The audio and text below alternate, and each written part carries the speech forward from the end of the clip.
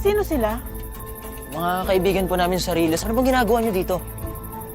Nagpunta kami dito para pigilan kayo sa pagpunta sa lugar ni Matos. Nasaan si Kidlat? Pati si Dagulat Kulot.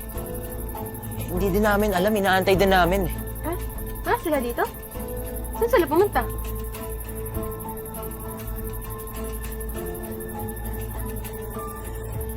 Maraming salamat po, ha? Maraming salamat po.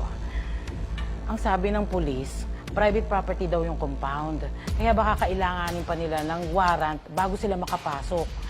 Hindi sila agad makakapunta. Paano na sila kidlat?